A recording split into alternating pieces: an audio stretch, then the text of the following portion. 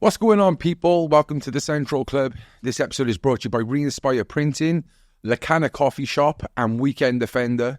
If you haven't already, make sure you hit that like button, subscribe to the club, and hit the bell button to be notified of future content. We're back in the new studio. It's our second guest in the new studio. And this is someone that we've been trying to get on for a very, very long time. We've eventually got him in. He's a legend within the city of Cardiff, a homegrown player from Newcastle. It's the man, the myth, Mr. Michael Chopra. How are you? Thank you for having me. That's all right, mate. It's been a long time, hasn't it? It's been a while. Yeah. I think it's been about 2 years, I think now, hasn't it? I just didn't have enough money to get you on more as well. Well, I'm here now, so that's all that matters. Thank you very much, mate. Honestly, I think in terms of footballers, especially the Cardiff City kind of contingency, we've had most of the legends on, and one name that has naturally come up and someone that I personally always wanted to get on was yourself. So we're finally here, and this will go out after, but it's the Swansea derby weekend.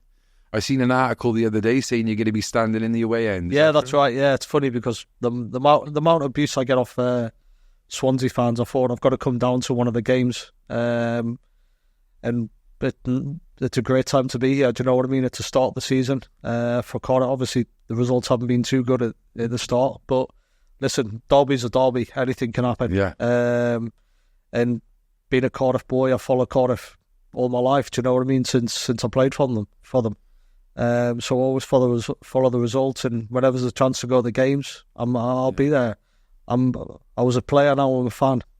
Well, it's really nice to see because, not that I'm jealous of Swansea, but, seeing Lee Trundle in the away end for them and seeing Roden and other players in their away ends when they've come to Cardiff, I was always like, where's the passion from our fucking players? Do you know what I mean? But then I realised we haven't got many Cardiff boys, playing for us, but then Trundle's a Scouser, so to see you come down and do that, big ups to you, Mike. Yeah, cheers. No, I think last year, Mac Burney was or 2 years ago, he was in the Swansea end as well. That's true, yeah. And I always said, I was telling my mates that when one day I'll go in the Cardiff end when we play Swansea, and hopefully we'll get the right result. You know what I mean? And it's at the away game, innit? It's not like you go into Cardiff City Stadium. You go into the Liberty. Yeah, it's funny because I spoke to Steve Bowley about the tickets, and then I was asking the security, can I just drive to the game? And he was like, no chance. I was like, well, so I've got to get the bus because obviously it's a bubble game. Yeah. He was like, yeah. I says, well, I'll just put a cap on and wear a scarf. He was like, if somebody recognises you, it'll be hell on. So I'm going as a proper fan. Do you know what I mean? I'm going on the bus. I'm going to the stadium at 11:30 in the morning. Good. And travelling like a proper fan. At the end of the day, being a footballer was my job. Yeah. Now I'm a fan. I'm no different to anybody else. If I wasn't going away this weekend, I would have definitely have brought my camera, and that would have been a good little vlog, wouldn't it? Yeah. So what you got your stone? You're going to wear your Stony and all that, your Weekend Defender. You're going to go with a proper scarf and blend it. Nah, I'll just go normal gear. Do you know what I mean? If at the end of the day, somebody will spot me. Do you know what I mean? People have already started on Twitter. Do you know what I mean? Little bits and bobs. They always have a pop at me every time there's a local derby. But at the end of the day, I love giving it back. Do you know what I mean? It's banter. It's leading up to the games. It's what it's all about. Yeah, definitely.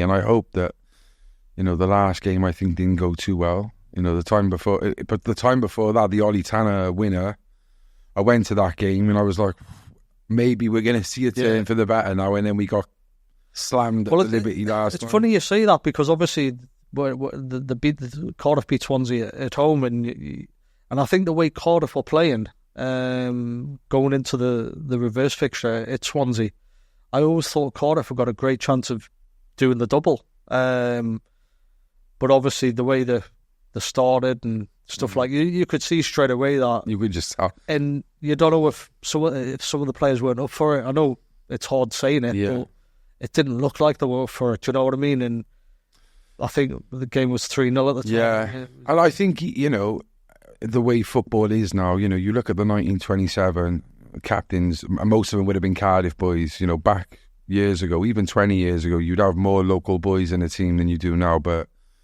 like for Swansea, their local boy scored the winner. And I think just even having one homegrown person in the starting 11, even in the squad, just to fire up the other teammates, I think makes a massive difference. Yeah, definitely. I think it helped when Joe Ledley was there. He'd always go on about it, you know what I mean? Not just a couple of days before the game, but a couple of weeks before the game. As soon as the fixtures come out, it's the first game we look forward to. And he would drill it into us, lads, get ready for this game sort of thing, do you know what I mean? And I remember leading up to the games, if we had a game the weekend before, I'd make sure that I wasn't going in for challenges and stuff like that, because I wanted to be ready to play against Swansea, do you know what I mean? They're the big games in your career that you want to play in.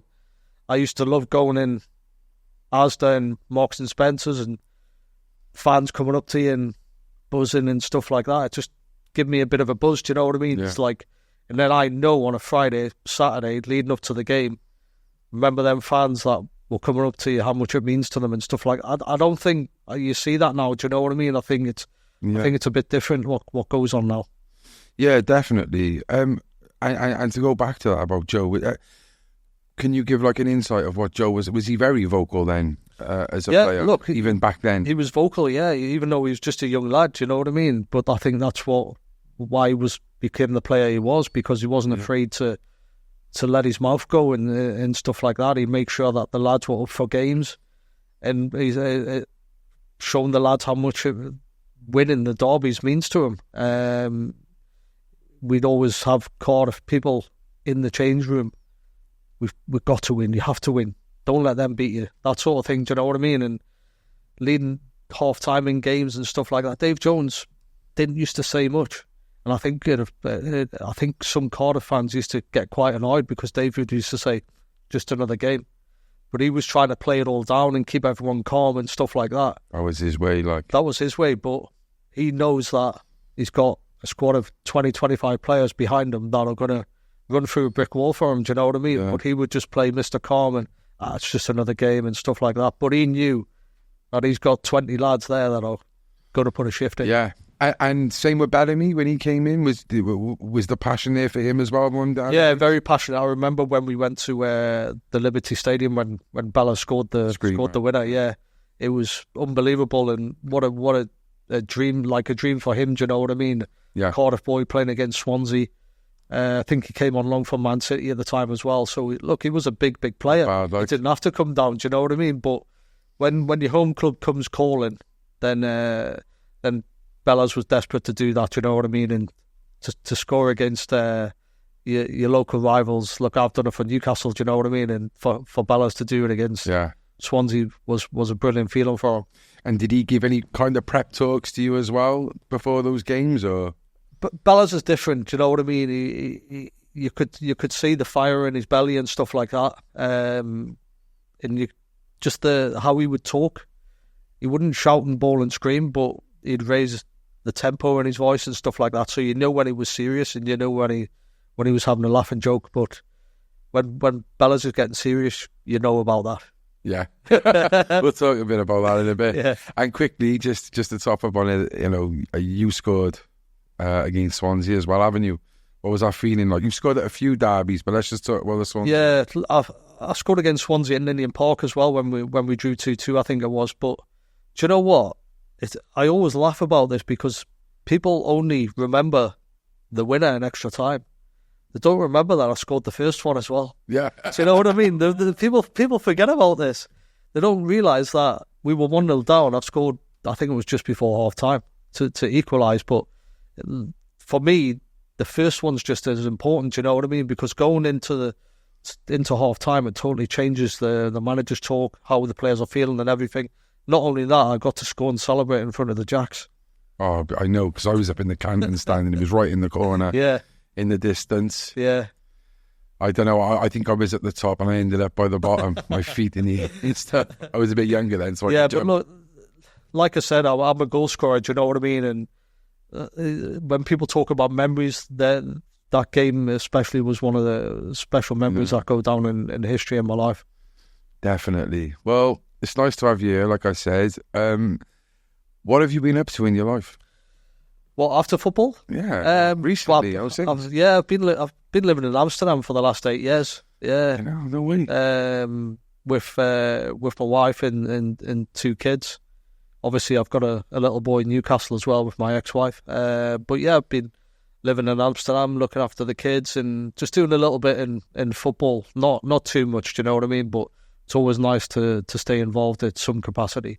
And then whenever I can try and get into Cardiff and do things in the community, podcasts or meeting fans and stuff like that, I'll always try and do it.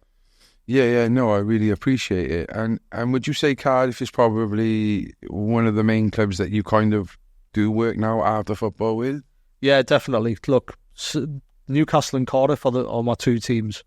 Obviously, I'm a Geordie, so it's Newcastle, but second is Cardiff. When I first came to the club, it was a shock to me. Do you know what I mean? Playing at Indian Park and stuff like that. But after a month or 2, you really found out how passionate and how friendly the Cardiff people are.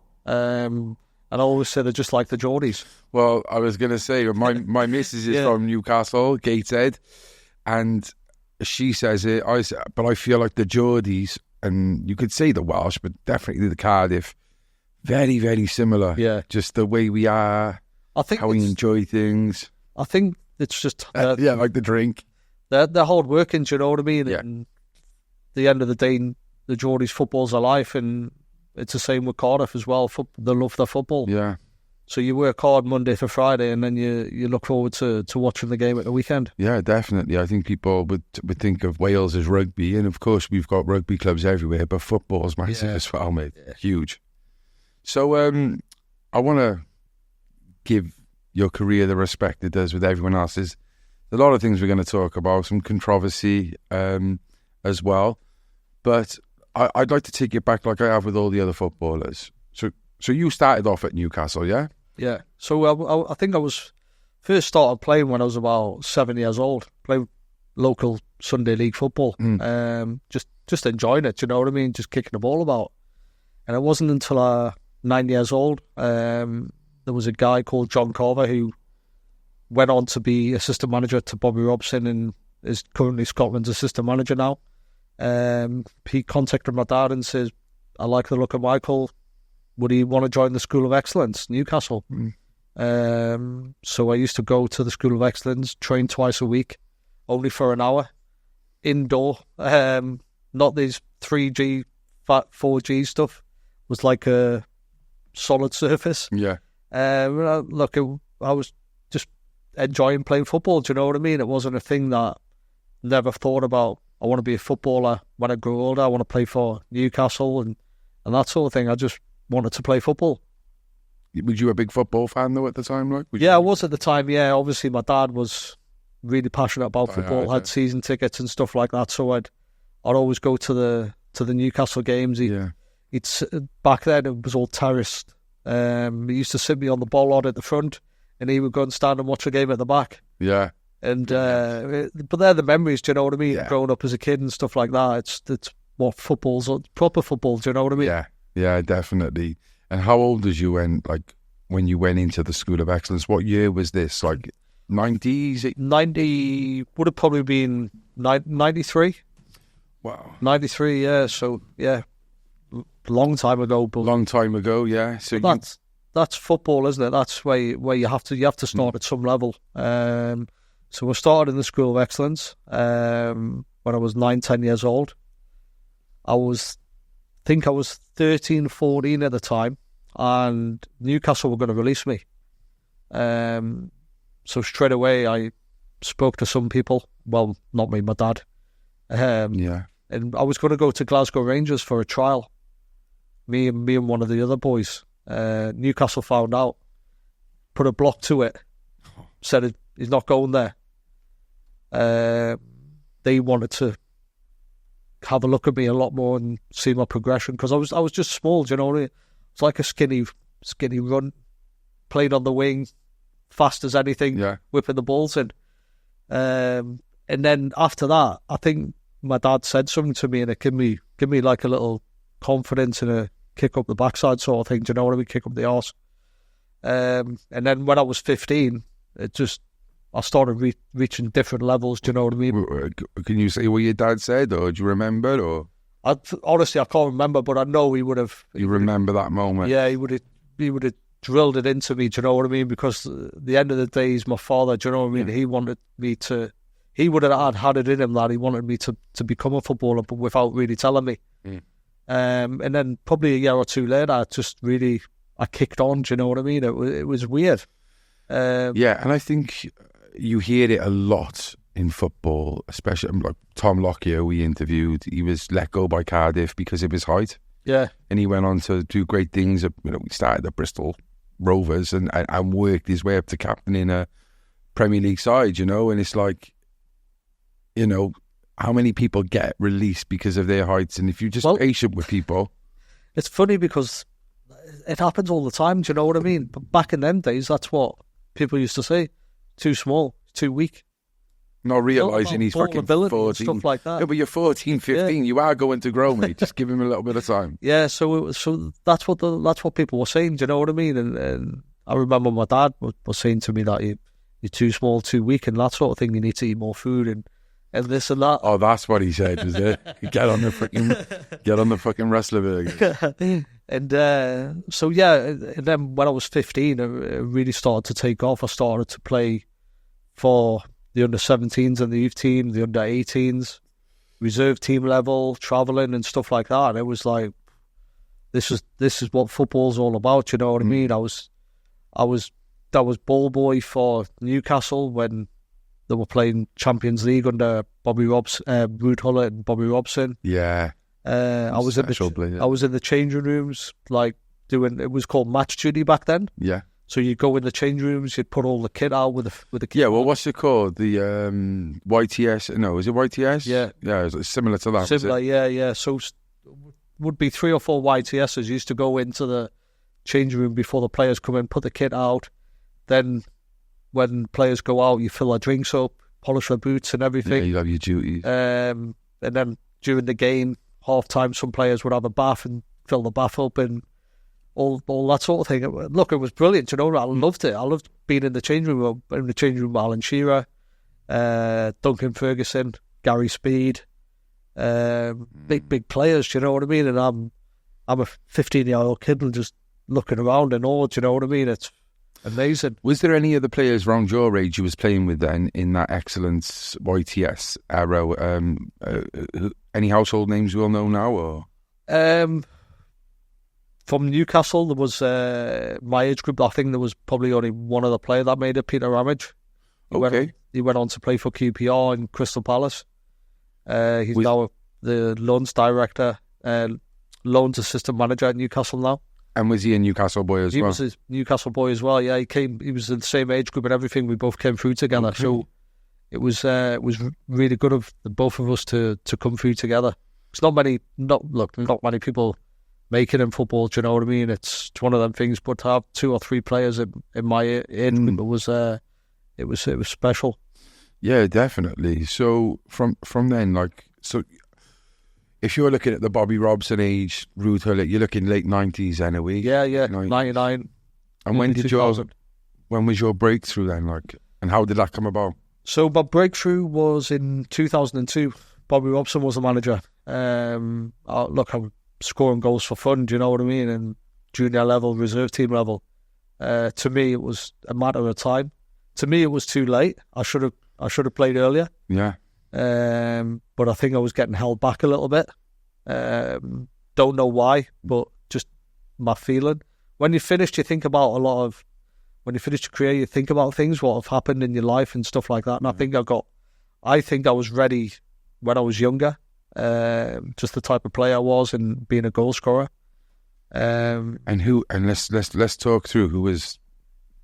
All right, you had Shearer, but who else was there at the front at that time? Clive Shearer, you had Bellamy. Bellamy just signed. You had Kieran Dyer. Yeah. Duncan Ferguson was there. So you're talking proper top players that were international footballers. and to Scotland don't count. Ferguson. But to be training with them as well, do you know what I mean? It was like these, when people see them on TV and you see them striking the ball and stuff like that, and then when you're next to them, you realise why Shearer scored that many goals, why Bellas is the player he is, do you know what I mean? And stuff like that. Clive, I trained when Clive was I could see why he's one of the best players in the world. Before having your breakthrough, you don't train with them. You only train for them when you get called up. Is that correct? I was training with them before. Brilliant, yeah. Because I was good enough, they would always kind of feed me into. Yeah, would it be good opposition to train against? Yeah, anyway, exactly. Yeah, you're playing against the best. You know what I mean? And was you bagging goals in training? Yeah, I was still scoring goals. Yeah. I remember we used to have shooting competitions with Shearer and that for 20 quid. Whoever scored the most goals, 20 quid. I used to score more goals than Shearer and stuff like that. You know what I mean? But that was the buzz. Do you know what I mean? It was special moments. Yeah, I can imagine, mate.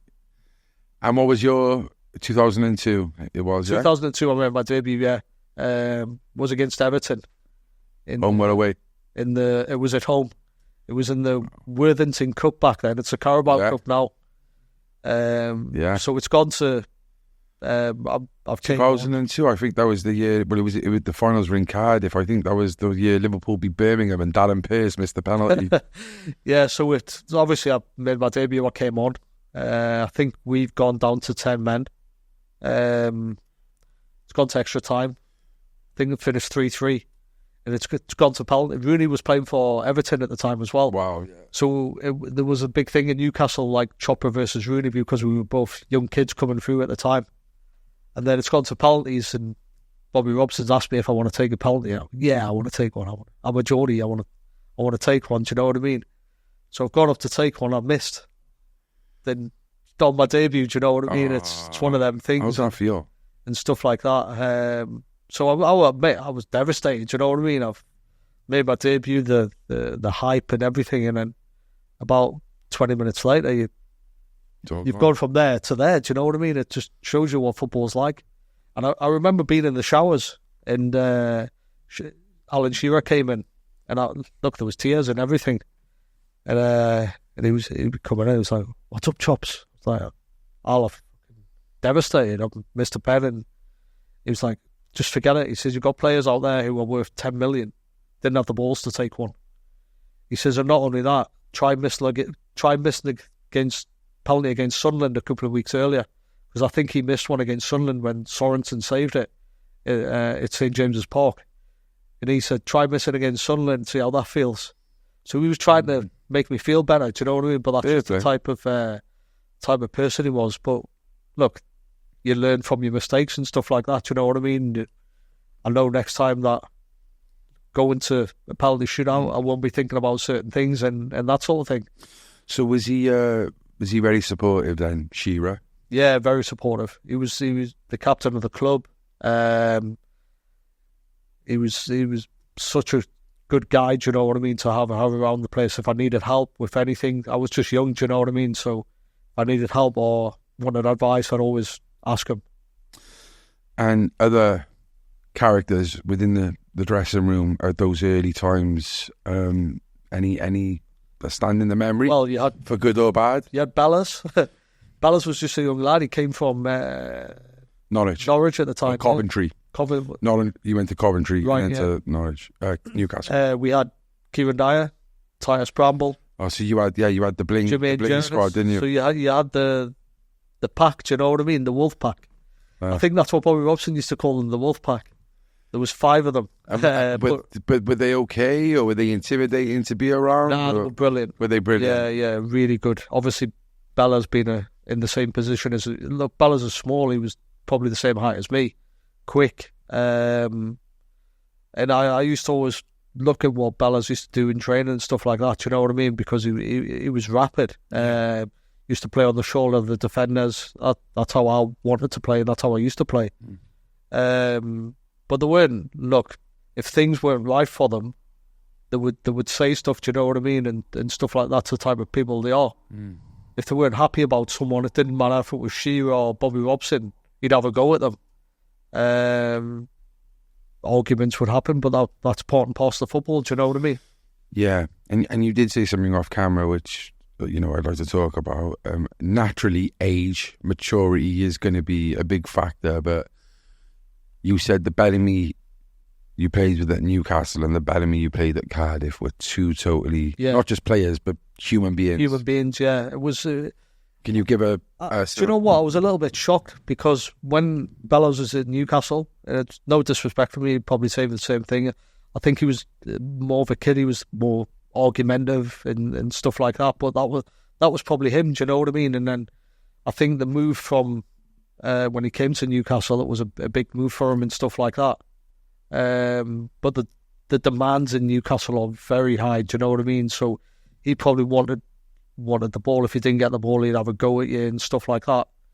And then when I seen him at Cardiff, it was totally different. Proper. I'm not saying he's not a nice guy, but he was. You could see that he's a proper professional. Do you know what I mean? He's gone to Man City. He's worked with his Liverpool. He's worked with his own fitness coach for so many years, and you could see it. Do you know what I mean? And I think if I was at Cardiff with Bellas while I was a little bit younger, I would have picked so many good habits off him. Do you know what I mean? But I think when I was at Cardiff, I was scoring goals. Do you know what I mean? And whatever Bellas was trying to help me with, I didn't really take it on the chin and accept it. Because you know, she was already, just thinking. Whereas at Newcastle, I was listening to his advice and stuff like that. Whereas I should have been listening to him when I was at Cardiff. Do you know what I mean? Because I think he was more professional at Cardiff with me and with the other players as well. There was one time when we played Bristol City away, I think it was at Ashton Gate. Bellas would ask the fitness coach to get the phone and hide it out of my pocket so that when I came in at half time, I wouldn't pull my phone out of my pocket. And Bellas thought I was checking the football scores and horse racing and stuff like that. But I had obviously with the gambling and stuff like that, I had a guy that used to help me in Newcastle called Steve Black, and he used to send me motivation stuff to my phone at half time, and I used to read it. And obviously when... Is that the truth? No, seriously, that's the truth. Obviously, look, I love to bet and stuff like that, but I wouldn't go on my phone to check results and stuff like that. And obviously when my phone's gone missing, I'm like, Gaffer, someone's fucking nicked my phone. He's told me to sit down. Do my team talk, sit down. Like, nah, seriously, someone's nicked my phone. Where is it? And then the lads have gone out. I'm like, I'm not going out. He was like, what do you mean you're not going out? So I'm not going out till I get my phone. Because somebody told me that Physio's got your phone. Somebody give me the heads up, like after I had that little argument with the gaffers about it. When I've gone to the toilet, somebody's come up to me and went, oh, don't worry, they've got your phone. Did you go back out? I went back out, yeah. Did you have any idea who took it? Did you have like an inkling? I didn't have an idea until later on, do you know what I mean? And then, but wouldn't have been probably a couple of months afterwards when I found out the reasons why and that sort of thing. Was it a conversation with Craig over that, or? What's that, sorry? Was it a conversation with Craig over I didn't speak to Bellas about it. Which I should have done, do you know what I mean? Thinking about it, you should speak to him because he's, at the end of the day, he's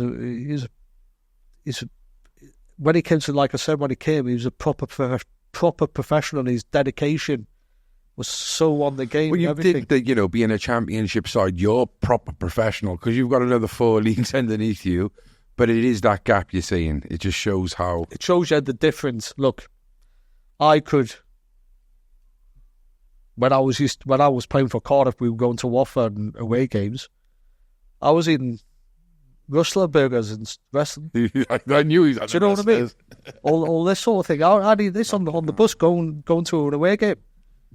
That's mental. Drinking cans of Coke, and that was just me. Do you know what I mean? I've got match balls in the house back in Newcastle saying you can have a pint of Coke anytime you like. It's just because I had a pint of Coke at half time. It's just was one of them things. Do you know what I mean? So I wouldn't let other people tell me what I can't. Was that just your sponsor, or was that genuine? No, that was genuine. It was just one of them things. And what? You reckon the majority of the players were quite relaxed like that? And then Bellamy comes down as this like... Well, the other players were fine with me doing it, you know what I mean? Because I was scoring goals and playing well, but... Give him a burger, he'll score a goal, like... Bellas was like telling the gaffer can't do it and all that. He was like, it's got to be more professional and stuff like that, which at the end of the day, if I'm a load of shit and you're bringing a new player in or a young kid from the academy and seeing like heroes doing this, it doesn't look right, do you know what I mean? But look, if I was probably more professional, I could have scored 80 goals, do you know what I mean? It's just one of them things. But, yeah. So yeah, when you look back, you realise, I should have listened to him and stuff like that. But at the end of the day, I had a good career with Cardiff. I enjoyed it. I scored goals and stuff like that. Nobody can take that away from me.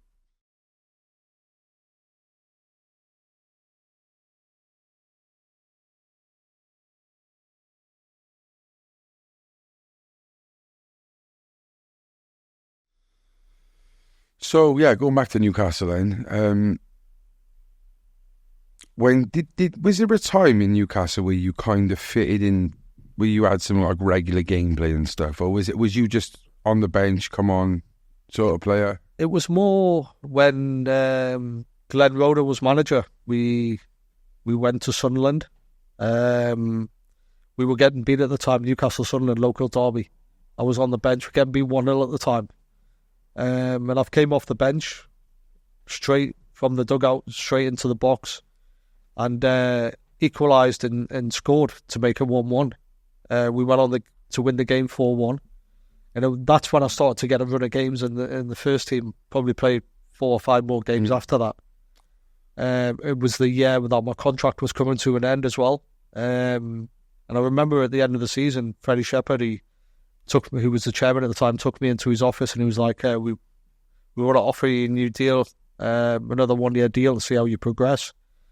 But on the same money and stuff like that. And I was like, spoke to my agent afterwards, like, nah, I'm not staying because Shearer's going to leave. You've got Michael Owen there and they're going to spend money to bring in some more strikers. I went, nah, I want to leave. I want to play football. Do you know what I mean? I don't just want to sit on the, as much as a majority and support the club in that. You've got to think about yourself, not the team. So that's when my agent was quite close with Peter Ridsdale. I'd been on loan to Barnsley before, and Ridsdale was the chairman of Barnsley as well, so we had a little bit of a good connection there.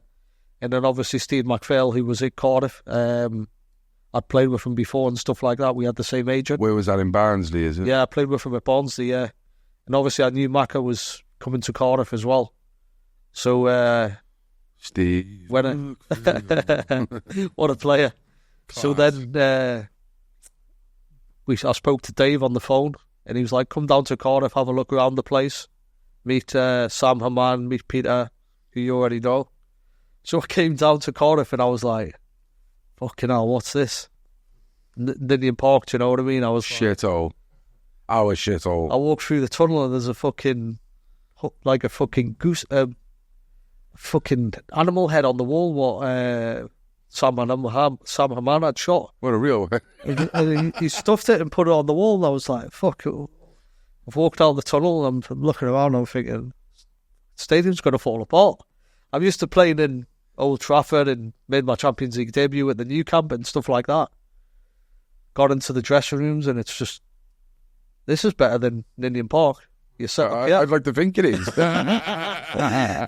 And so then I sat down and everything, and Sam, my man's coming, he's like, good stadium, man. I was like, yeah, it's nice, yeah. So we've gone back to St. David's. But you understand it though, like when it is full. Like I'd rather, if I had a choice of Ninian Park, I'd say give me Ninian Park. Yeah, look, the atmosphere. I played at them both, you know, yeah. And obviously I played at Ninian when we played Leeds, when we played Wolves, when you played Birmingham. Obviously, when we played Wolves away, fans were banned because of the trouble between them. So the atmosphere and everything was brilliant in Ninian. It was bouncing. We were good then. Do you know what I mean? Wicked. We were flying. So I went to the St. David's. I was up in Ninian Park. We discussed everything with Ridsdale and stuff like that. And And I went to St David's. Obviously, I wanted a sign-on fee. Ridsdale was saying, nah, we haven't got the money and stuff like that. So then Sam Oman comes, you happy with the contract and everything? I was like, yeah, no. He was like, what's wrong? I was like a sign-on fee. He was like, yeah, no problem. You can have a sign-on fee. And I could see Ridsdale kicking him under the table, saying, no, everything's agreed. It's all done in this.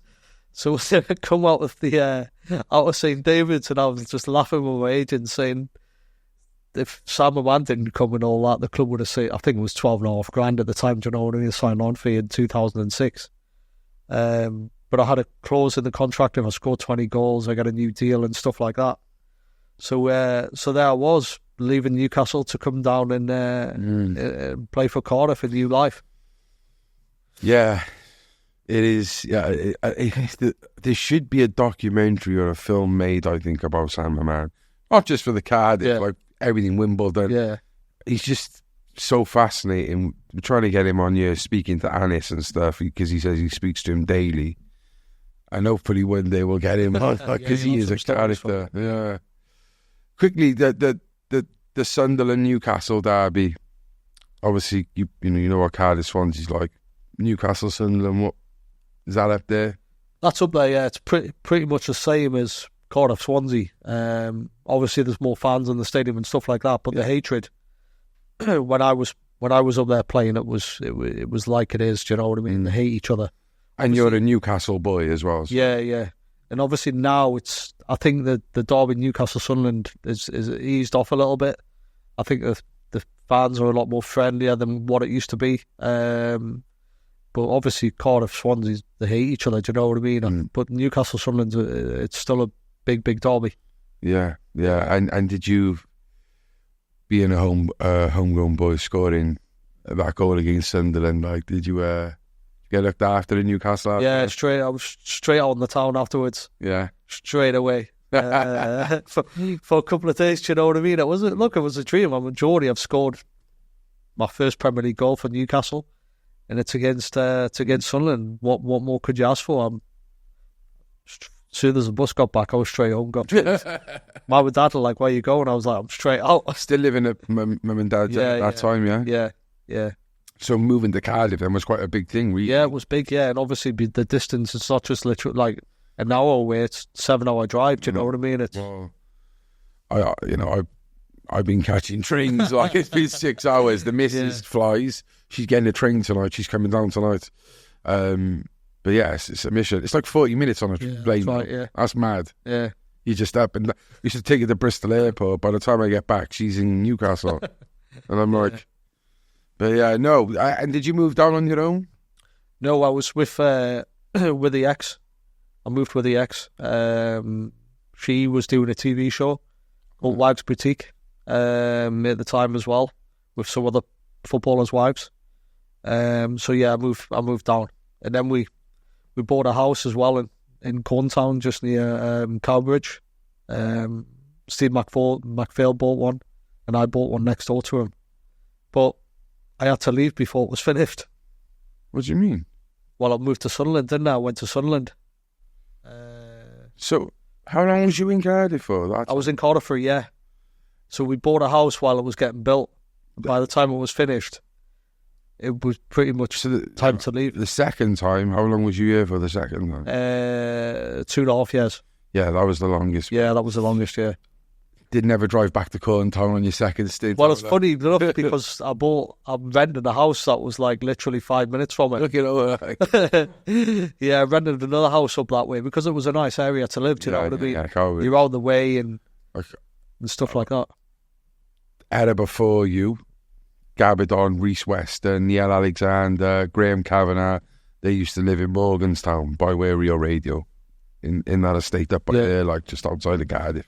Rada, Krieger, them ways, they all lived up there, which is a nice area, but it makes sense going out. Just Cowbridge is, I think, is probably the poshest town in Wales, the most affluent, I'd say. Some right stuck up fuckers. Yeah, it was. it was nice to live. Hello there. They don't even sound Welsh. That's the maddest thing. Like, they don't even sound Welsh. Yeah. Like, they sound English. Yeah. But yeah, no, fair play. So that first year down in the city, Do you enjoy it? I loved it. Yeah. I loved it. I think I scored 22 goals in 42 games. So you won your fucking deal then, 20 goals. Yeah, I got 20 goals, got a new deal. Went from, I think I was on $6,000 a week, went up to 10. So how did you go then if it was doing so well? What happened? What's that, mate? Well, if you scored the 22 goals and you loved it, Yeah. how did you go to Barnsley? Like what? I went to Sunderland. Sunderland, sorry. Well, It's had to go. irresistible. I had to leave. The club kind of made me leave. Cardiff? Yeah. Because Joking. they didn't have any money. They needed a new training ground. Yeah. Do you know what I mean? The Let's money get rid that of they Chopra. get, they paid $500,000 for me. In a year, they're getting $5 million.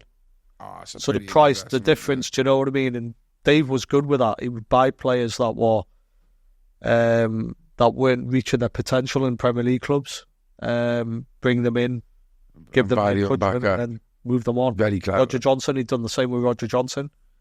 Yeah, where'd he go? Went to Birmingham. And they were Premier League at the time, Yeah. weren't they? And then he stayed at like Wolves, I think, as well. Yeah. He stayed up there, didn't he? Yeah. So that's why we were training at Treforest. Mate, it was horrendous when I was training.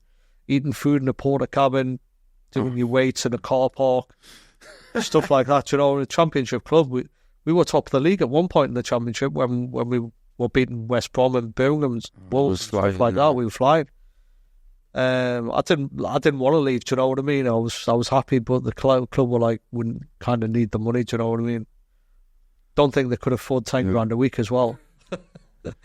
But yeah, it was. But I always kept in touch with them. Do you know what I mean? Even when I was at Sunderland, I was always in touch with Peter and Dave at the club. And when I wanted to come back on loan, it was always an option. And the second time you came wasn't a loan, or was it? That was. I started on loan, yeah, And then they for kept half you a on, season. But the loan was, they had to loan it, but at the end of the season, they had to buy me. So I think Cardiff bought me back. Was you at Cardiff? So you was there with Tan at the beginning of Tan as well. Then was you the one before? Yeah. So just for a bit of Sam Haman chatter, what was he like behind the scenes, or what was the state of Cardiff like? Because to us, obviously, if you know and you're a proper like diehard fan and like Anish and people like that, they know the state of the club behind the scenes. But as a fan, just a genuine fan, I thought we were fucking killing it. Like we were like, we were a wicked atmosphere down the Grange end, wicked weekend. We're beating teams like West Brom, Wolves, Birmingham, Leeds. We're turning them over. What was it like? Yeah, it was a mess.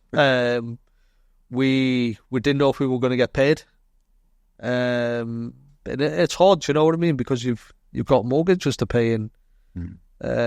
Well, I had gambling debts to pay, but it was tough. Do you know what I mean? You're working so hard and that sort of thing. You don't know when you're going to get paid. I remember going to training one time and the locks were shut. You know what I mean? The Forest fucking bombed you out as well. Paid the rent and that sort of thing. That's how bad the club was in. Do you know what I mean?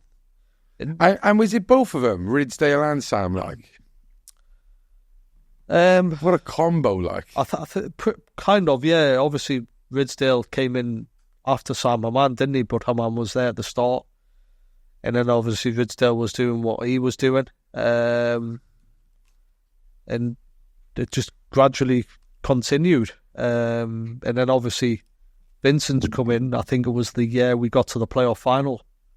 The Blackpool one. Yeah, he bought the club on the cheap, I think. Oh, definitely. Thinking we're going to get promoted, and he's made a few quid. But obviously we got beaten in the final, and he's stuck with the club, and for a couple more years they get promoted to the Premier League, and then he's made his money. But it was tough at times. What was going on at the club, and you didn't know where things were coming from. Water, boots, cleaning your boots and shirts, and that sort of thing. It got to that point where, but at the end of the day, we were footballers. You know what I mean? We always got told, "Don't worry what goes off the pitch. Just worry about what you do on the pitch. Whatever happens off the pitch, you can't affect." Yeah.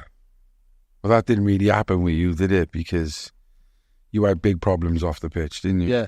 Do you know what? It's funny you say that, because people always said, anybody I've spoke to or anybody people speak to, they always say, how did Chops manage to do what he was doing on the pitch and have all them problems off it? So if you didn't eat Rustler burgers and cans of Coke and get in debt with fucking absolute psychopaths, yeah, we probably would have got promoted. Yeah, you would have definitely. I tried my best. No. You probably would have been a top 4 club in the Premier League. You would have been looked at. I genuinely think you'd be in the Premier League in a decent side. If when I was a kid, I had people said I had the world at my feet and stuff like that. But then obviously I had problems. Well, it depends what side of the.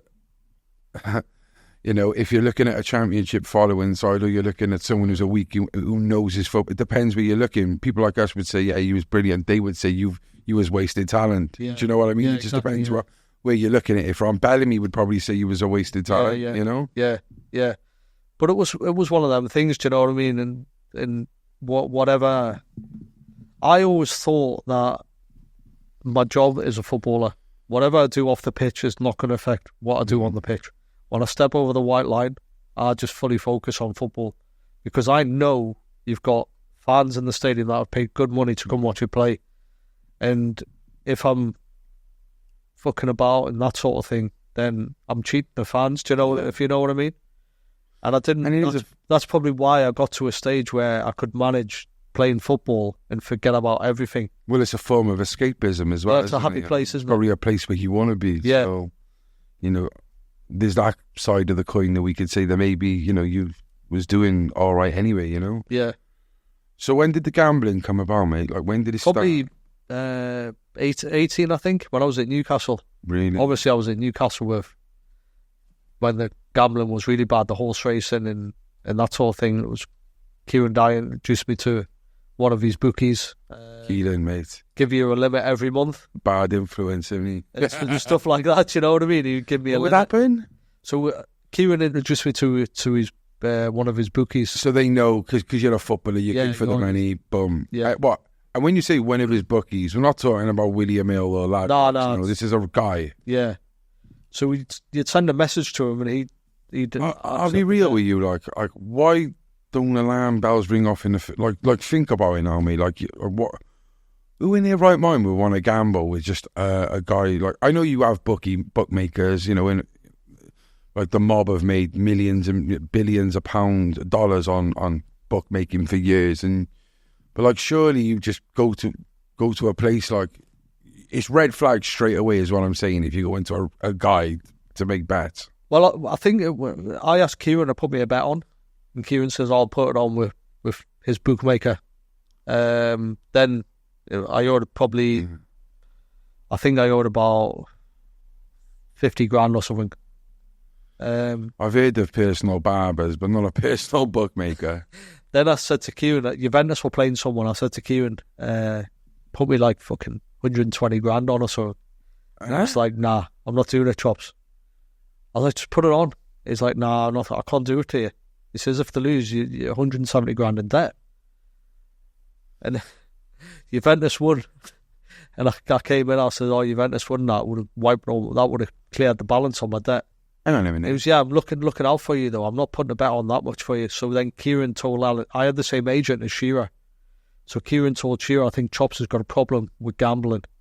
He's asked me to do this and that. He owes my bookmaker X amount of money. Can you speak to your agent and have a chat with him? So, if you put a bet on, you just said that if you put 120 on, you'd lose 170. How does it work? Well, obviously I was 50 grand in debt with the bookmaker.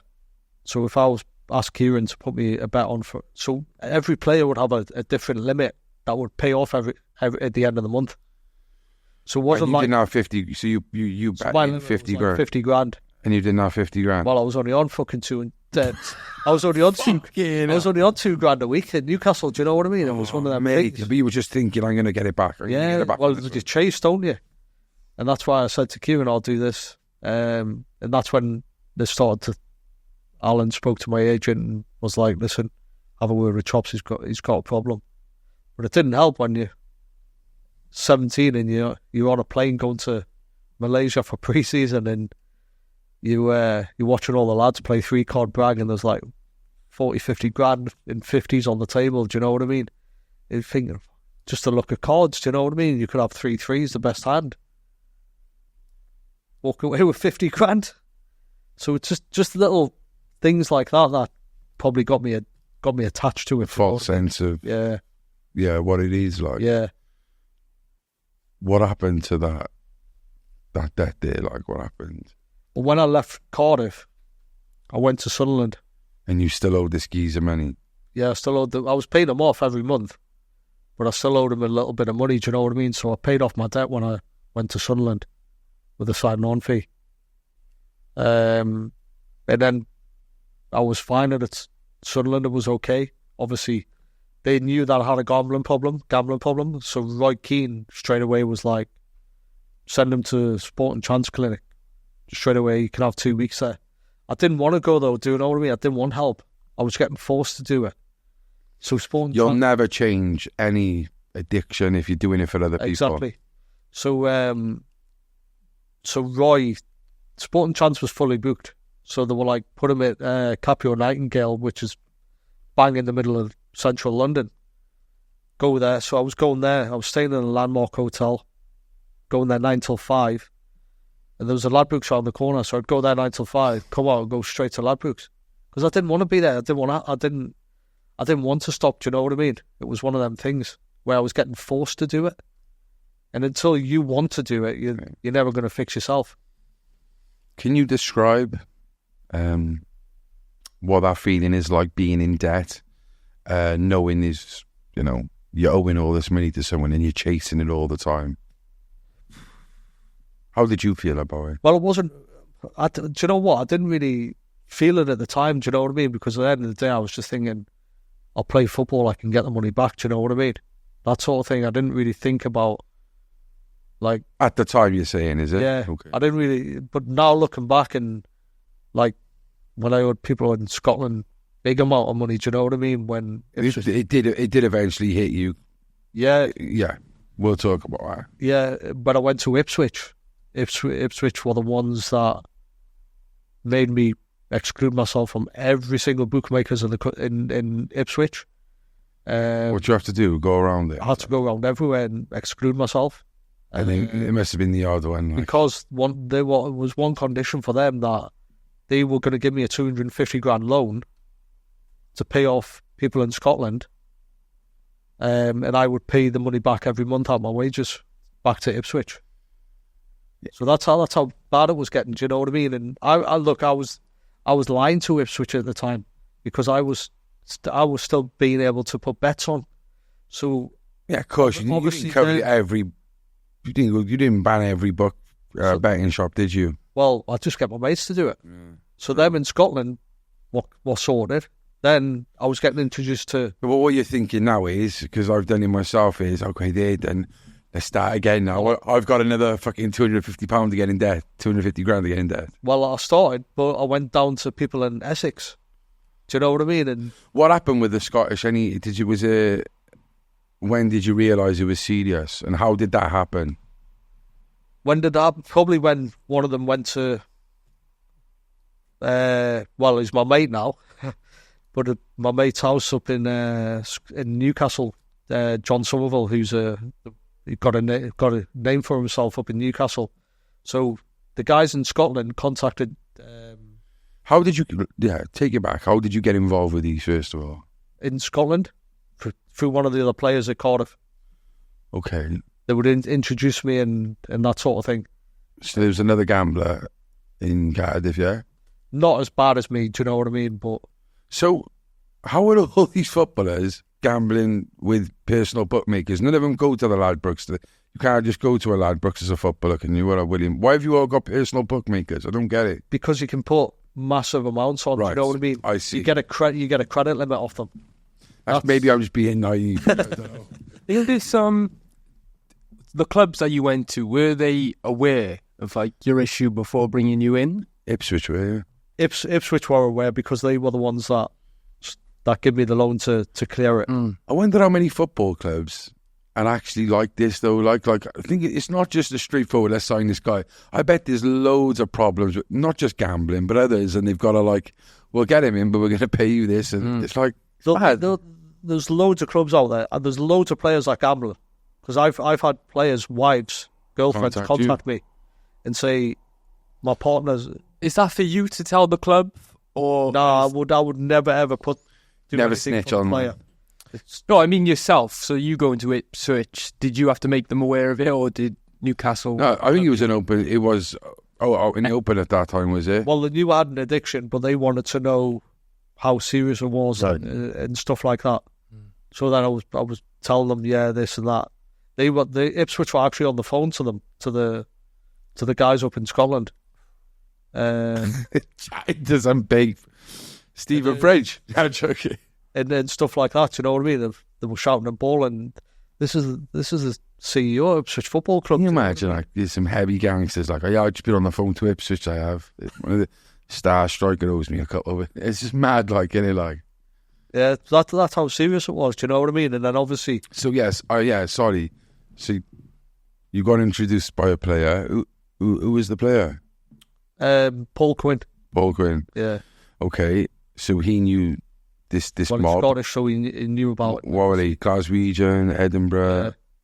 Yeah. You don't know where they were from? No. Okay, and they're obviously well known then, are they? Yeah. Okay, so you start. What was their cap? Well, I wasn't betting with them. I was borrowing the money. Do you know what I mean? So look, you know what it's like when you borrow money off. So how much? Off people. Double bubble. But that's what you go to at times. Do you know what I mean? Was that what it was? You'd have to pay double back, or pretty much, yeah. So when I was getting paid at the end of the month, my wages was just going straight back. Do you know what I mean? And I got to a point where I was borrowing more than my wages. So it wasn't even like one lump sum. It was like every month you'd be paying. Yeah. Like, I paid that. Can I have some more? Yeah. It just got you by the balls, bro. Yeah, exactly, yeah. And were they cool for a long time, or were they like, yo, listen, you're starting to rack up a big thing here, like, or... No, do you know what? They were pretty cool. And then obviously Celtic wanted me. And the guy from Scotland come down to Newcastle. He was your Rangers fan. To meet the people who were like, we'll do the deal and we'll just clear all his debt. And I was like, I don't want to go Celtic, do you know what I mean? I'm not doing it. You'd have been close to him, man. Well, that's the thing, do you know what I mean? It's once you're up there and stuff like that. It's Newcastle's far enough, isn't it? Yeah. So yeah, and then I went to, obviously when I was at Ipswich, they were helping me and everything. And then I think I borrowed probably 30 grand off someone at Ipswich, do you know what I mean? And because I was paying so much back to Ipswich, I wasn't able to pay these guys back, but they were fucking... Quickly, before you go on to that, so who's this John Somerville? And he's look, back in the day, he probably had a name. He had a name in Newcastle. Okay. I'm really good friends with him, really close with him. Do you know, from the area where and the Scottish people went to him, did they? Yeah, and said, "Can you have a word with Chops? He owes me this amount of money. We want to get it sorted." So we invited them down to his house. Sat in his house, and I turned up and they were there, and I was like, fucking hell. Oh, you didn't even know? Nah. Do you know what I mean? It was one of them. But at the end of the day, I had to get it sorted. Do you know what I mean? It wasn't going to get... And was it just a diplomatic chat off him, or was it like, listen... No, it was just a proper chat. A proper chat? Yeah, it wasn't like we're going to fucking do this and do that. It was like, we need to figure out how it's... Yeah, fair play. Off, do you know what I mean? Yeah. Whereas some people are totally different. Yeah, pretty lucky probably then to have... Well, yeah, I seen that down when I was at Ipswich, when I borrowed money from people in Essex. Okay. When a car full of Somalians turned up at the training ground and stuff like that. Yeah, it was... You borrowing money off Somalians? No, I didn't borrow the money off the Somalians. They got them in. Sent them to come up and see me, do you know what I mean? So I was... What, at the training ground? At the training ground, I was trained... Mate, even at Ipswich, I don't know how I was playing, do you know what I mean? Because when I was training, I was always looking about, thinking... So I get a text with someone... You've done all right at Ipswich as well? Yeah, I've done all right the first year, yeah. I'd get a text message saying, "Oh, such and such is going to come and see you," and stuff like that. So then it got to a point where somebody would be waiting, pretending, asking for an autograph, and he would go, "Listen, go and get the money sorted now," sort of thing. Do you know what I mean? But he was pretending that I was signing a book. And do you know what? I got to a point where I was like, I've just had enough. Had enough of my life. And I remember coming, and I'll get upset about it. I remember coming down from Newcastle to Ipswich on the train, and I sent a message to a couple of my close mates and my mum and dad, and I was like, I've had enough. And I was ready to do something. Do you know what I mean?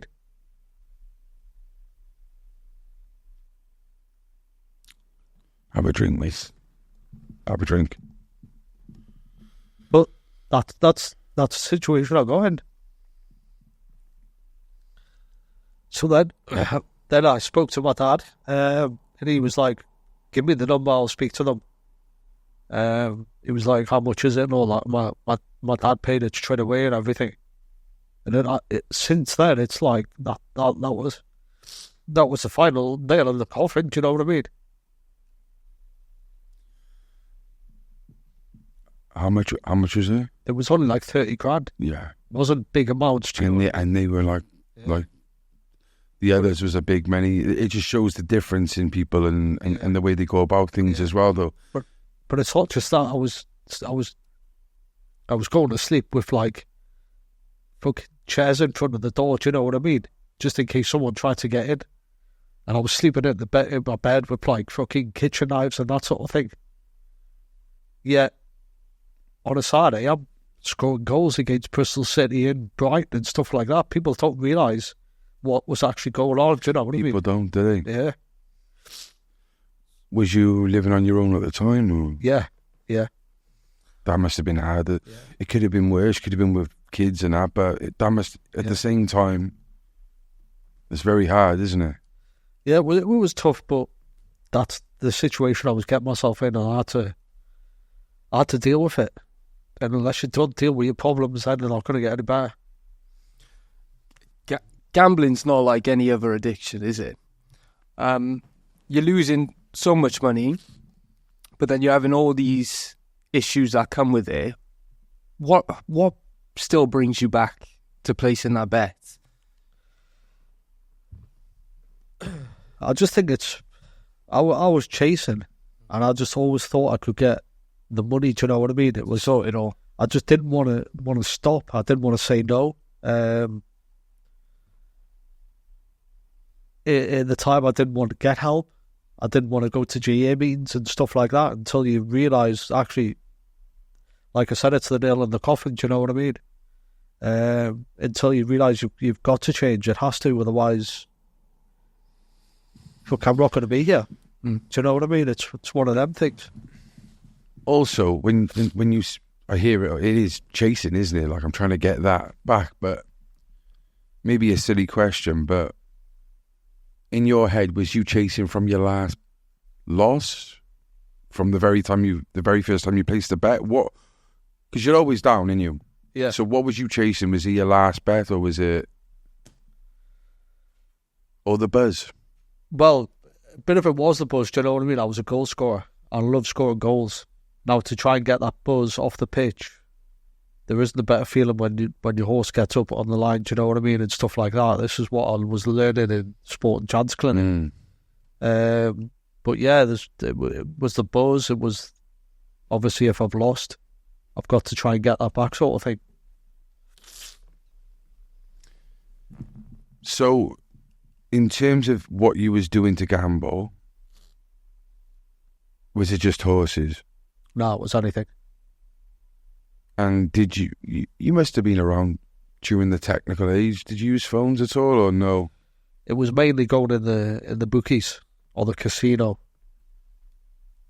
You must have thought then, fucking hell, I had 250 grand with the fucking jocks. Fucking, I won't, nothing's going to happen to me for 30 grand. Is that what kind of... Yeah, pretty much, yeah.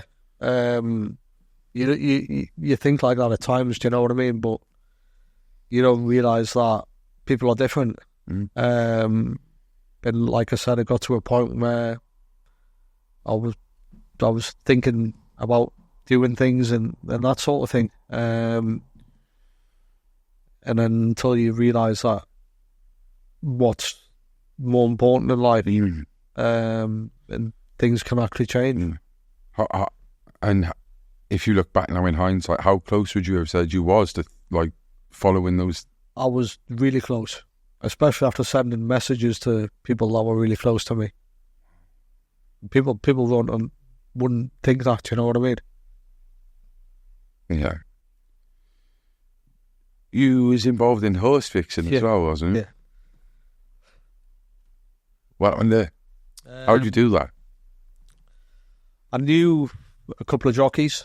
There was a couple other players that were involved as well. Now, I wasn't direct with them players. I didn't realise that the jockey was doing it with them players as well. And basically it was the jockey would pull the horses up, and obviously you can bet against a horse finishing outside the top 2 or top 3 sort of thing. So it's not just betting to win, it's betting to... Yeah. And I was betting on the horse to lose, and I remember being down the bay in Cardiff bookies, and I was telling people, don't back the favourite, it's not going to win. I knew it wasn't going to win because I'd paid the jockey $2,000 to pull it up. So then you would go on Betfair where you could do the laying and stuff like that. And fucking guys and the bookies are chucking pens at the screen and everything, and I was like, I told you the horse isn't going to win, you not put your money on and stuff like that, you know what I mean? And they're fucking going mad, the cheating cunt and all this and stuff like that. And it wasn't until probably done 5 or 6 races, but there was a big amount of money in the account. Yeah. But after every race it would get froze because suspicious betting patterns and that sort of thing. So, like I said to you, I didn't know that he was doing it with other people as well. So there was me, there was another lad at Cardiff, there was an agent involved, there was 2 other players at Doncaster involved. So like a proper conspiracy. Yeah, so it wasn't just me and you, do you know what I mean, where we could probably get away with it. So then I think the jockey split up with his bird, and his bird fucking grassed on him what he was doing. So always the girl. Yeah, if he had all the messages and stuff like that. And then I went to Ipswich, and the case was going on at Ipswich as well. You're involved in the case? Have you yeah, arrested? I was involved in the case. Yeah, it was massive. It went to the High Court in London and stuff like that. What kind of payouts were you getting on these fixings? You getting 20-30 grand, you know what I mean? Stuff like that. So they asked, I had a 4-hour call with the BHA. They were interviewing me on call and stuff like that.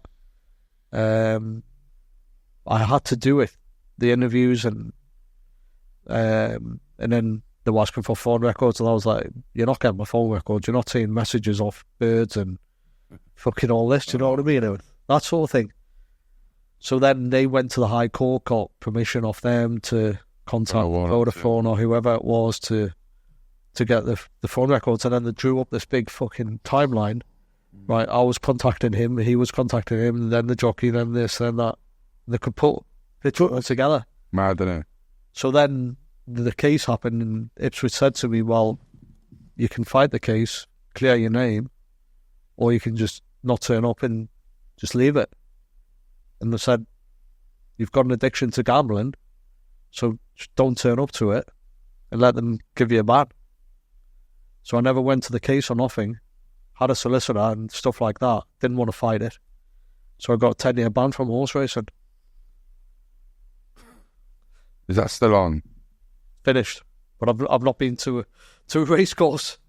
I've not been since it's been finished. Yeah. Yeah. How is the gambling then? It's completely off, yeah. Since I went to India, I think it was in 2014. Obviously you can't bet out there, and when I was seeing people living on the streets, it just made me really appreciate what life is all about. Yeah. No, I get it, mate. Okay, then. So let's go back to the City, because I think we should have got promoted twice. Yeah. Mate, I think we had some brilliant teams back in those early 2010s, late 2009s as well, like, do you know what I mean? But there was something that we spoke about with Jay Bothroyd, and we've mentioned it as well, I think, with Bellas. I don't know if he was in the team at the time, but it was mentioned about the Middlesbrough game. Yeah. The Cardiff Middlesbrough palaver. Yeah. What happened? So we've had a function, end of season function on a Thursday, I think it was. Like, you don't do an end of season function on, like, during the season, do you know what I mean? And I think we were sitting second or third. I think if we had won it, we might have went into the Automatic, yeah. promotion places, and then it was down to us. So afterwards, obviously, we've all gone to Mill Lane, I think it was, after this club function. Don't think the lads were drinking, but actually being there, we shouldn't have done it. You know what I mean? When there's a game on the Saturday and stuff like that. So I think we were 3-0 down in 15-20 minutes against Middlesbrough, and then we got all the blame by saying, "Oh, well, he was all pissed" and stuff like that, and all that sort of thing. Which to me, there shouldn't have been a function. Well, and Dave Jones was all happy about the function. Well, it didn't really. Well, we couldn't stop it, really. Do you know what I mean? I think that... Who organised it then? I think the game got rearranged. Right, I see. So it should have been over the season, or coming towards the end. Coming towards the end, yeah. But they shouldn't have done it in the first place. Do you know what I mean? It was... Yeah. No, I get it, mate. I get it. What, during, in your time at Cardiff, did you have any players that you had some run-ins with? Anyone you didn't get along with? Jay spoke about a few, didn't he? Jay doesn't John Parkin. Yeah, well, Jay doesn't get along with many people, does he? Look, I get on with anyone. Do you know what I mean? At the end of the day, players are your teammates. You need them on the pitch. Obviously, Parky said stuff about me and Jay in the past. How we always got time off and. Yeah, he likes to talk a lot on his podcast, doesn't he? About it. It's like just full of shit, though, isn't it? Do you know what I mean? It's just what people want to hear. He always about time off and stuff like that. And at the end of the day, he was a striker as well, and he didn't get the opportunity me and Jay did. But me and Jay were producing the goods at the time, so I remember always saying to the gaffer, if I wanted to go back to Newcastle, could I have a couple of days off? And he would say, well, if you score and we win, you can have a couple of days off. So it's just a bit more incentive for me, do you know what I mean, to do a little bit better. Yeah. And you probably did. Yeah. You probably did, didn't it? Yeah, exactly, yeah. So I think... I can understand it from Parkin's perspective. He's probably there training and not playing. Yeah. But, at the end of the day, you're going to pick your better players. Exactly. That was performing. Like. Yeah, yeah. Did you think he was a good player? Parkin? Yeah. No. What was he like training with? Look, I don't know why we brought him in. I think the gaffer was trying to get similar player to Jay. But to me, he wasn't anything special. You bring him on, not going to change your game, really, is he? Mm. No, I know. And did you like play? Obviously, naturally, you're going to say you and Jay was your. Well, I love playing with Steve Thompson as well when I first came to Cardiff. Obviously, playing with Jay was brilliant, but the team we had Witts, we had Berkey, McPhail. Then you had another team. We had Bellas, Jay, myself, Aaron Ramsey. Do you know what I mean? I played with two Ramsey, Ledley. Was you Fowler, Hasselbank? Didn't play with Fowler and Hasselbank. You came, so that was like Cameron Jerome's era. I left. Oh, you left? And I left and they bought Fowler. Oh, right, okay. And, to replace you, yeah. And then so you missed the FA Cup final then? I missed it, yeah. And the Carabao. Yeah. Missed them both.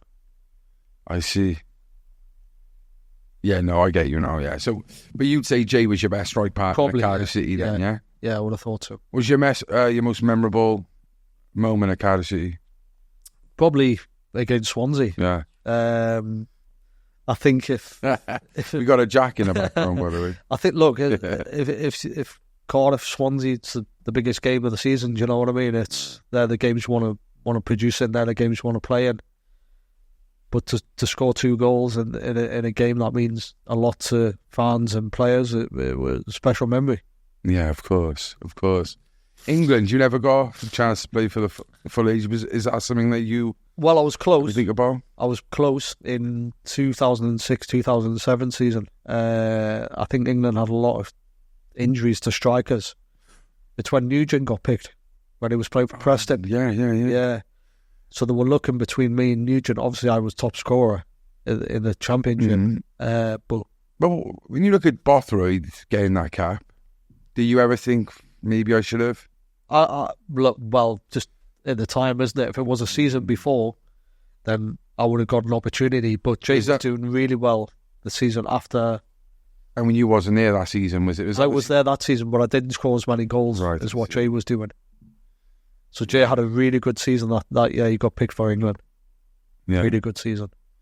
I just think that Dave Jones, because it happened because Dave Jones said Jay could probably play for England. Possibly, yeah. But, there were seasons before and after, that you was, think Dave Jones ever said to you could have played for England? Never said it to me, that.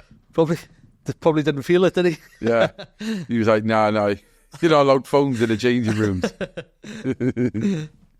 All right, yeah, well, there's something I want to talk about as well. It was on Twitter and stuff. Let's talk about Swansea.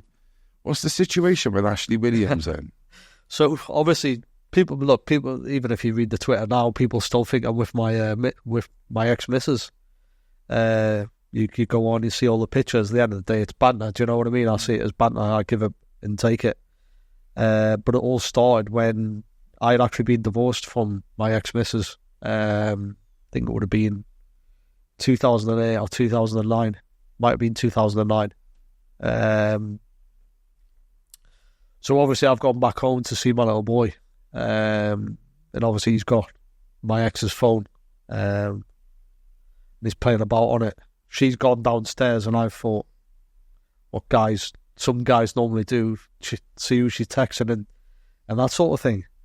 So took the phone off my little boy and had a look. Seen Ashley Williams' his name. And I was like, fucking hell, what's she texting him for? So then I've scrolled through the messages, just reading bits of them and stuff like that. And when you come up to play Sunderland, I'll meet you and stuff like that. Then I've gone to look at the pictures to see what's been sent. Straight away, I've just pulled my phone out, started taking pictures from my phone of that phone. Seeing him he must have just got out of the bath, fucking standing in the mirror with bubbles over his cock. But you can't see his head. Do you know what I mean? But you can see his body. And then, could you tell if it was a big one or not, or was it loads of bubbles? Or was it a tiny bit of bubble and you still couldn't see it? And then there's another one where he's in I think they're pink boxer shorts and he's standing in front of them, but he's got his head on this one. And you can see the Welsh tracksuit hanging over the chair. Little bragger. So then I've tried to contact him on Twitter. You need to contact me. You'll know what it's about. He didn't contact me for a couple of days. So I was friends with Routledge from Newcastle days. And so I sent a message to Routledge on Twitter saying, listen, tell your mate Ashley the Mug to get in touch with me. And then a day later, Ashley just deletes all social media. Doesn't have one. Still? He still has. He's got one now, but back then he totally deleted it. If you go on Twitter and you'll see it. Ex-wife, yeah? Yeah, ex-wife, yeah. No kids? I had a little boy, yeah. So it's your baby mum? Yeah. Oh, fucking hell. Yeah, yeah. Yeah, because I was going to say, if it was ex-wife, I could say I wouldn't even have contacted. It was your baby mother at the end of the day. Yeah. How do you think they met? Do you think they met when you was in Wales? Bit of a random thing in there, you know? I don't think so. She probably watched him playing when you were playing. Like, oh, we'll have a bit of that. In the back of it. I don't think it was when I was away. It might have been when they've been in London or Manchester. How would they have met? Was That this probably your, might have been in a nightclub. Do you know what I mean? is this your wife who was on the WAG show? Yeah. I'm just finding like I don't get. It's mad, isn't it? How footballers meet football. Yeah, it is. Yeah, it's mad, but the wives will not go to the same places where it's in clubs and restaurants and that sort. And of they thing. she wants to keep that lifestyle rolling, isn't it? Yeah. So yeah, it's that's the story. But even if you went on Twitter today, you see it. There's fucking The photos. there's the Swansea fans put pictures of like Ashley's there. They've put a face on him, like a body that's got his cock out, and like a picture of my missus' head on a bird, and then I'm edited. Yeah. Do you know what I mean? It's one of them sort of things. Yeah. It wasn't nothing explicit. No. It's all edited. Do you know what? But it only comes out when Swansea play Cardiff. Yeah. So yeah. Oh, so yeah. It's like they're just having a dig at you and all that. Like, he's fucking your missus. Yeah. Yeah. Have you ever spoken to him? I've never. I didn't really speak to Ashley when I was playing. You don't like him. It's not that I don't like him. It's just you don't get on with them. Do you know what I mean? Yeah. I get on with Rowledge. I get on really well with Leon Britton and Trundle and stuff like that. But I've never come across Ashley Williams. Yeah. Funny, yeah. So yeah, that's a story. Not many people know the story. Yeah. When they put it on Twitter, and people still think it's my wife and that sort of thing. She's not your wife. She's long gone. Long gone, yeah. Is he married or anything? Yeah, he's married and he's got Oh, fucking hell. I guess even better. yeah. Oh, wow. Okay. That was the story, yeah. Talk to me about the Newcastle takeover and your perception of how it all came about. Yeah, so I went on TalkSport. First of all, they tried to buy Man United, the Saudis. Man United wouldn't sell it. So then I've contacted one of the agents who I'm really close with in Amsterdam. And I said to him, do you know anyone from Saudi? And he was like, yeah, I know somebody that knows Sami Al-Jabbar, who's a massive famous name in Saudi, footballer. He says He's a footballer? He's a footballer, yeah, Okay. in Saudi. He says I could get them to speak to the royal family and see if they're interested in Newcastle. So then I spoke to Newcastle about it, spoke to Mike Ashley's lawyers, and cheeky bastard said, get them to, if they were that interested, get them to jump on a plane and come and see me in London. Do you know what I mean? Could you imagine telling Saudis, The king. by the way, jump on a plane and just come to London and have a meeting? I says, I need a mandate and a letter from you to say that I'm acting, you're selling the club, I'm acting on your behalf as well, so that they know. And I went on there, I mentioned all this on TalkSport and everything, and there must have been, I think, laughing at me on TalkSport that I went on there about Saudi link to Newcastle. And then a year later, they actually bought the club. Wow. Yeah. That guy. Same people bought the club. And Matt Stevenson must have jumped on the back of You it. planted the Went seed, straight innit? into it, yeah. That's mad. Yeah. Do you know Mark Ashley? Mark Ashley? I don't know him. Mark Ashley. Don't know the guy. What do you think of him as the owner? I think he's a businessman. He's a brilliant businessman. What he was doing with the club to bring them is Great Sports Direct. exactly. But as a football owner, you've got to put money into them. It's a bit like what's happening with Cardiff now. Yeah. Vincent Tan's probably the same as Mike. You've got to put money in the club. Cool. Otherwise, Mike was only happy that his team were playing in the Premier League. He didn't want them to get into the Relegated. Champions League, and he didn't want them relegated. If they were close to relegation in January, he'd go and buy some players to make sure that they stayed in the league. That's weird, see, like, because it's like, it's not even ambition now. That's pride. No. What is that like? That's weird, isn't it? It's just, he was happy with the money that A mid-table fucking team. he was happy with that though, because he was generating that same money every season. So it's not. It's Like not about, even the sponsor, Sports Direct, it was all over the stadium at one point. I know they called it the Sports Direct Stadium. I think they probably paid what? Did they call it the Sports Direct Stadium? Yeah. It's not no more though, isn't it? No. I was going to say, fucking mad, isn't it? Yeah. Yeah, it looked quite shit. Yeah. I'm not going to lie. Yeah. Yeah. So when the Saudis came back, they changed it back? Is that... No, he changed it back because he had a backlash off the fans. Okay. It's a bit like what happened with Cardiff when they went from red to blue, gone back. So the Saudis are there now, correct? Yeah. Shut up, mate. And what do you think? Where do you think they're going to go? There seems to be... I was at the Stacks last week. Well, I went to the opening day of the Stacks. It's amazing, isn't it? It was. I went for my birthday, the opening day. Yeah. And it was wicked. Yeah. And there seems to be a buzz around. Yeah, there's a buzz not even around on the match place day. now, you know what I mean? It's, the club's only gone one place now. Even if they don't put a huge amount of investment straight away, they'll try and build it like what happened with Man City. Yeah. Take it in stages rather than just going bang.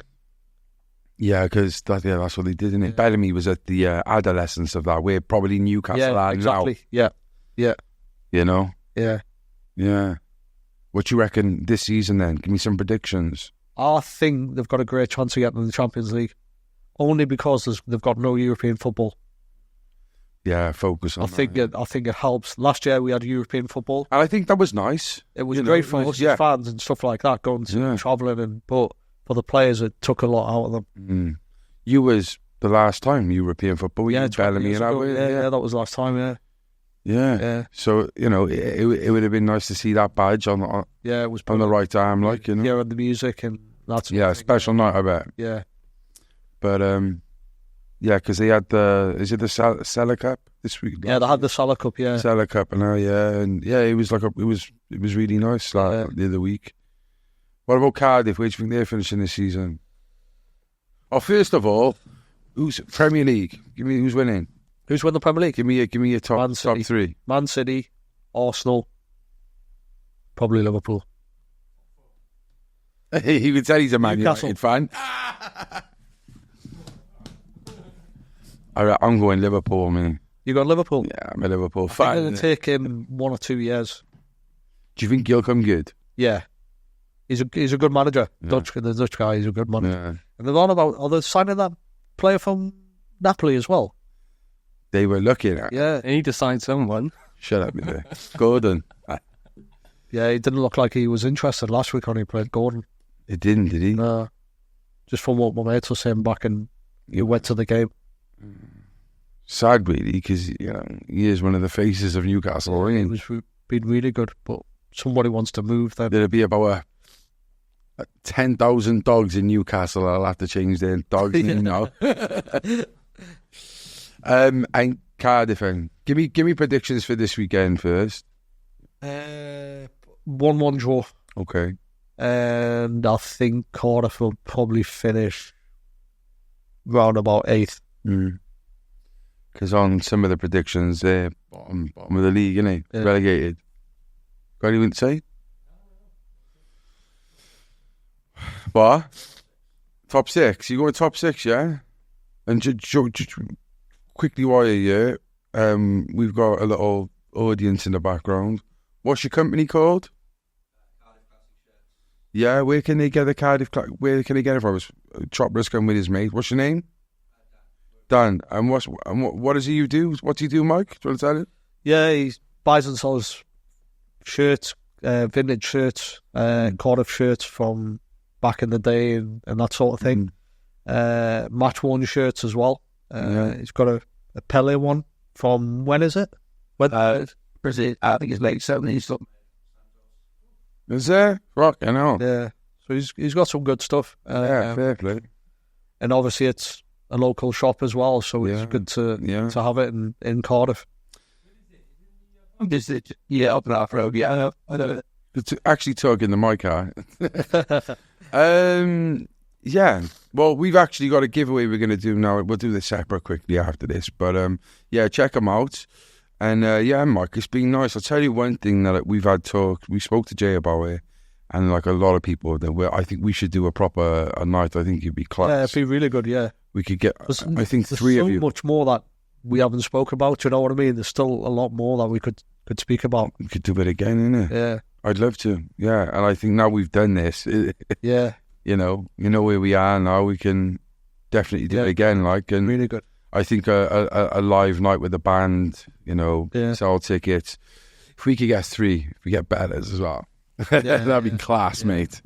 Yeah. What do you think about Bellamy now, Wales manager? Quickly, look, I think it's brilliant for him to go from the player to a coach to a manager, and especially being Wales look, it's unbelievable for him. Do you know what I mean? Yeah. But you can see the professionalism in the player, and hopefully, I think he'll follow like what Speedo was, where he'll take them to another level because he knows the game. He's mate.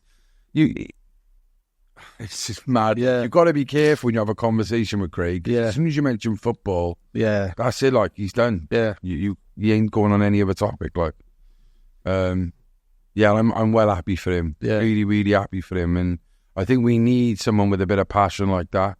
Do you know what I mean? Yeah. I think Rob Page was a bit of a disappointment, to be honest. But here we go. But yeah. Well, it's been lovely having you here, mate. I hope you enjoyed this weekend.